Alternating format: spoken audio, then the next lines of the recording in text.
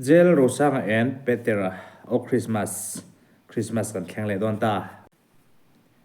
o Christmas yan ngai thla ho le don ti ang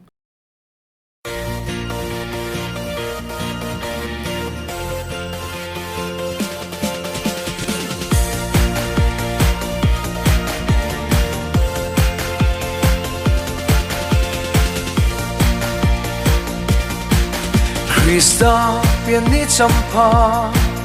dam ten kan thleng le ta sit ni eng moi dai fi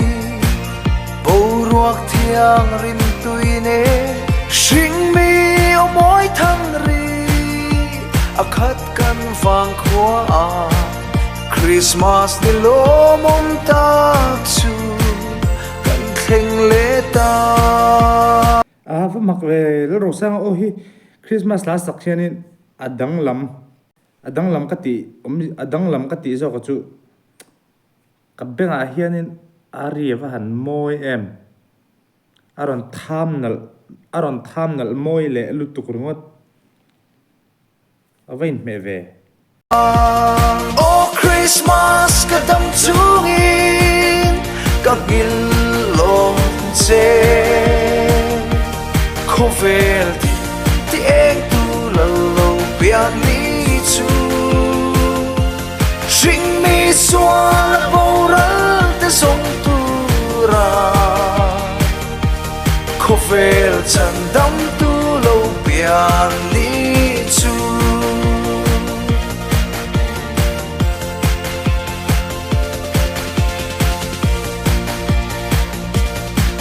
sam tlang ni hoi na sen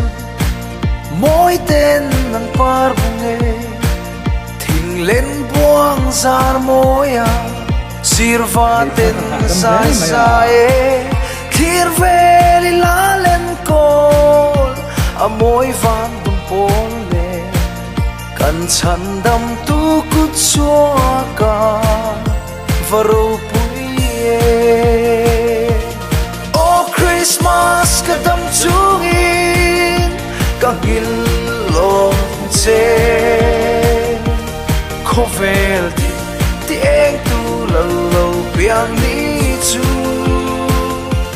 sing mi swal boral te song tu ra khovel chan dam tu lo pian ni chu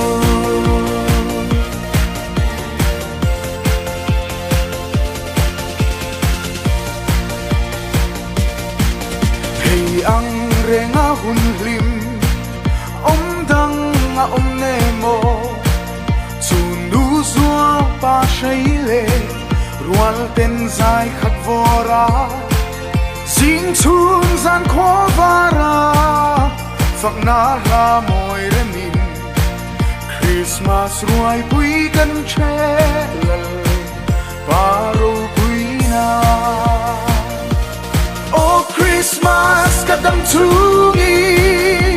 kagil long che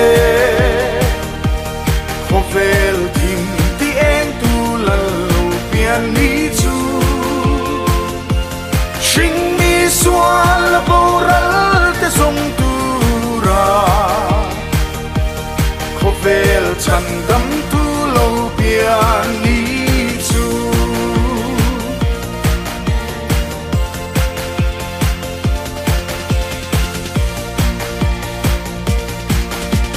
diang mangai tulal dang reng apiang tolo amanun nahlani kalvria min pea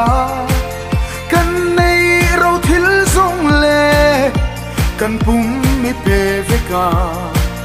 kan tan pathian lo piang chu i choi moya Christmas kadam chungi kagil long che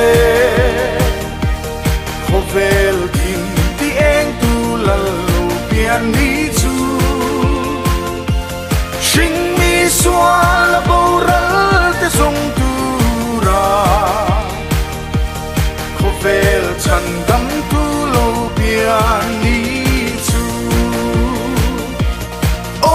Christmas ka dam chungi ka gil long che khovel tin ti eng tu lalo pian ni chu sing mi swal boral de song tu ra khovel chan dam tu lo pian ni chu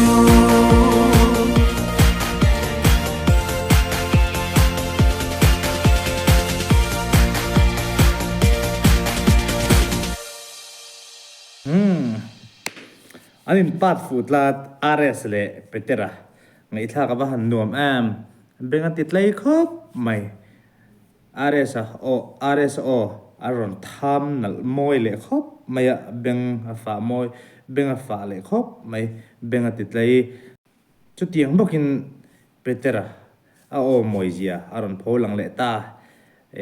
an va han pat fu em an thiam lu tuk million view tlin ngai theinan tu sakna ka hla ne du tok padang an va han thiam em o Christmas kadam chungin ka ngil long che